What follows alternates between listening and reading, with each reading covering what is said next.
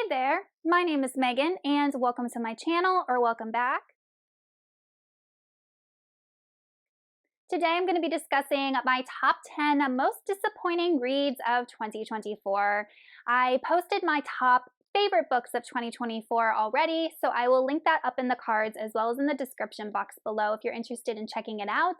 Now, when I say my most disappointing books, these are books that either I outright disliked or books that I had high hopes for and they just fell flat for me. So I didn't dislike all of these books per se, they just didn't live up to the hype that I had created in my head. But before we go ahead and get on into the books, if you are not already subscribed to my channel, please hit that subscribe button and give this video a like to throw my channel a little bit of support. The first book is The Invocations by Krystle Sutherland. This is a YA fantasy that is a standalone. It follows three witches, and one of the witches has clients that she helps, and all of these clients, for whatever reason, are turning up dead.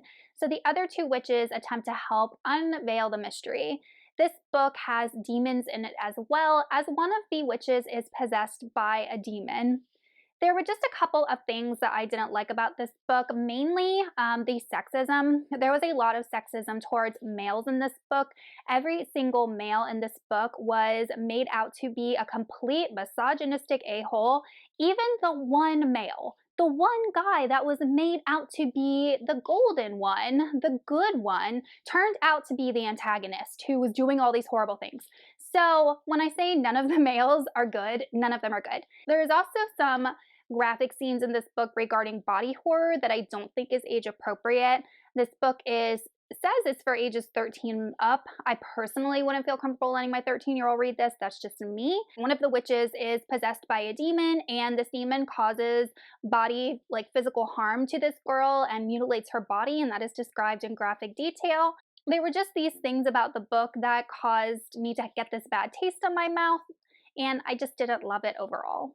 Next, we have The Book of M by Shephard. This book, I would describe it as a fantasy, but I've seen it described as a sci-fi, and it does have post-apocalyptic elements, but it follows a world after the sickness has descended.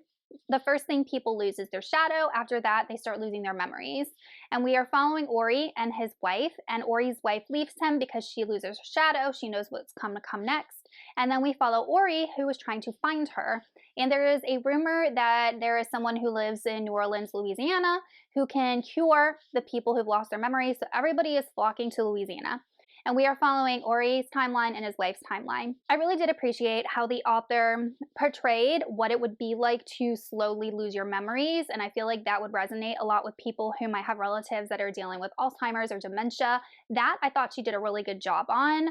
But everything else was just weird and bizarre, and I didn't like it. I didn't like any of the situations that our characters found themselves in. We have scenes where there is this utter breakdown of society with these two fighting sides that was just weird. And then we also have the fantastical elements like a shadow that can talk and heal. We also have this magical wall of water that surrounds Louisiana, but there's absolutely no explanation about how that is possible. And I feel like the fantastical elements were just thrown in without any context. I feel like if the author had written this story in a world other than Earth, like created her own world where these things were possible, it would have been better, more easily for me to digest. But the fact that she was making all these weird things happen on Earth, it just didn't sit well with me. And then the thing that really made me mad was how I was expecting a happy ending. I was expecting Ori to find his wife, for her to be cured, and it didn't happen. It didn't happen. And the whole time the author was leading us to believe that it would happen, and it didn't, and I was very upset.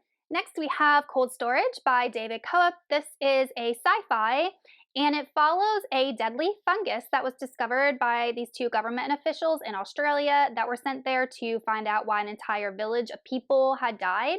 And they uncover this deadly fungus. They take it back to the US and just put in cold storage. Fast forward, I think it's about 20 years, and we are following two characters who work at this storage facility, and this fungus gets unleashed, and the two characters have to stop it before it wreaks havoc on the world. And I think the reason that I wasn't a huge fan of this book is because I didn't like the two main characters, the two younger people who worked at the facility. I just found Tea Cake, that was his name, to be incredibly annoying. The voice that the author used for Tea Cake was just juvenile, immature. I just didn't like him. And then the author tried to include this awkward romance between the two characters that absolutely did not need to be in a book about a deadly fungus. And then we also have a lot of side characters that I thought were just thrown in to be annoying antagonists. Once again, the fungus is the antagonist. We don't need those extra characters. And not only that, but the author spends pages and pages talking about these characters that are completely irrelevant, adds nothing to the plot. And then I got done reading that chapter and I'm like, can we get back to the plot now? How did that contribute anything? It didn't. So this book just meandered too much in the plot. It was just a bit disappointing for what I was expecting. Next, we have The Maidens by Alex Michaelides. This is the author of The Silent Patient, which I absolutely love, so I was super excited to pick up The Maidens, and this one unfortunately just didn't work for me. But it follows a girl named Mariana who gets called back to the university she graduated from because her niece Zoe's friend went missing. And she thinks it has to do with this society known as the Maidens, which is led by this very popular, acclaimed professor at the university and these girls that he has in this group. And Mariana's trying to figure out who killed Zoe's friend and if Zoe is going to be next and if the Maidens are involved, if the professor's involved. I think my main criticism of this book is I found like Mariana was just sticking her nose in places where it didn't need to go. There were times where she would flat out like defy law enforcement and just do what she wanted. She was trying to entrap the professor and trick him, and she was just not a good detective when going about trying to figure out this mystery. And then in the end, we learned the truth. So Mariana's husband had died. He drowned. And at the whole beginning of the book, we're learning about their relationship, how they met at school, how in love they were. And we learn that there is a lot more to that story than Mariana first tells the reader, and it's all negative. So you are made to believe that these characters had this beautiful, lovely relationship, and that is just like flipped on its head at the end of the book and a wrench thrown into this happy marriage. And I really didn't appreciate the character that the author chose to disrupt this lovely marriage, and all of it ties back into the death of Zoe's friends and the Maidens. I think the reason I didn't like this book was more subjective than anything, but it just wasn't the dark psychological thriller that I was expecting. Next, we have The Midnight Feast by Lucy Foley. I have read two of her books, The Paris Apartment and The Guest List, and I really liked both of those. This, out of the three books I've read of hers, is definitely my least favorite. It wasn't horrible. Lucy Foley is really good about writing short chapters and really keeping you wanting to read more and more. She gives little clues away. But in this book, we are following a character named Francesca, and she is opening this resort in this really kind of rural part of England, right on the coast. And we learned that her parents had a house there when she was younger. And we also learned that she was part of the disappearance of this girl named Cora, who also lived in this area. And then we're also following a couple of different point of views of people who are all tied into Francesca's past and know things about Cora's disappearance and what actually happened to her. I think the reason that I didn't like this book is because I didn't like Francesca as a character, and yes, I know that she's an antagonist and she's a villain, and we're not really supposed to always like those, but they can still be well written. There are also some superstitious elements known as the birds that were thrown in. So the birds are supposedly these beings that enact justice on people who have done wrong, and the author tried to incorporate this superstition into the story, and it just felt clunky to me. And I also felt like there were missed opportunities of creepiness that could have been expanded on, specifically where the characters were in the woods and bad things were happening. It just fell a little flat for me. Compared to the other two books that I've read of hers, this one was definitely the most boring to read, and it just didn't live up to what I was expecting. Next, we have The Spellshop by Beth Durst. This is a standalone, cozy adult fantasy. And the main reason I didn't like this book is I thought it was boring. That's really the only excuse I can give. It just followed this girl who left this big city that was in political turmoil, grabbed some library books, she was a librarian at the big city, and sails back to the island where she was born, but she never grew up there, and starts her life over on this island in this cottage, basically teaching the local women kind of like spells, which is illegal in this world. And she's also making jam to sell. So she's kind of like got a front for her illegal activity. And I found it boring. Like there were times it was cute, but it was just so boring. And then we also are made to believe that she is going to have this romance with a neighbor, and she does, but it is not at all as big of a part of the plot as I was led to believe, and the romance just felt forced, in my opinion. And then in the middle of the book, the author decides to introduce this brand new character and this huge twist, this huge conflict. I'm like, who is this character?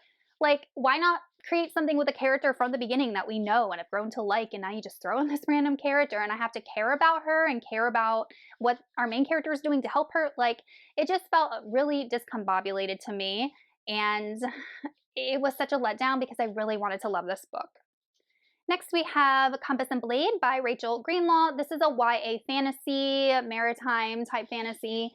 And first off, I actually really liked the prose in this book. I think the author is a beautiful prose writer. She uses really good imagery, and there were times I was like, she's a really good writer. But the story itself, the romance was way, way too heavy, and it completely ruined the story for me. If this had been a pirate type story where they're looking for treasure, I would have totally loved that, but the romance killed it. And the reason is that the author was so focused on this boy that she has known for 4 days and claims that she's absolutely in love with. And then there is a love triangle type situation that the author introduces with this other character who is the copycat of every single tall, dark, handsome, brooding villain type character. Think of like the Darkling. Think of any of those type of characters from any YA fantasy. This book was just nothing new, unfortunately. Nothing about it stood out that I haven't read already in a bunch of other YA stories, so I'm not going to be continuing the series. Then we have Gothikana by Runyx, and I was expecting to like this book so much more than I did. We're following a girl who goes to this boarding school when she's like, I don't know, 19. She has these special magical abilities, and her mother is unfortunately in a mental institute.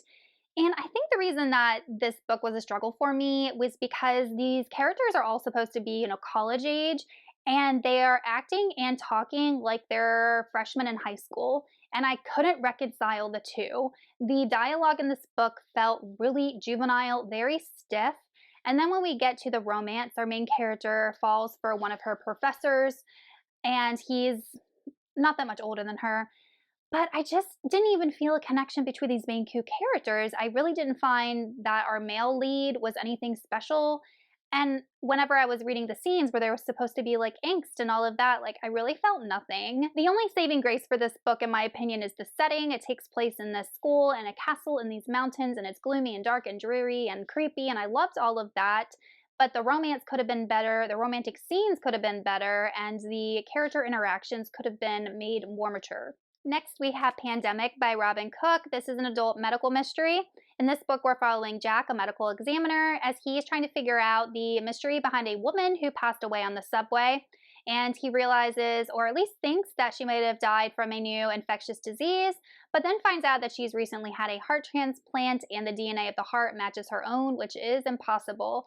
And I really enjoy the medical aspects of this book. I really find it interesting. I learn a lot, and this does include elements of a gene editing technology called CRISPR-Cas9, which was interesting to read about and learn about and see how that type of technology can be integrated into real life. So I'm glad I learned some things.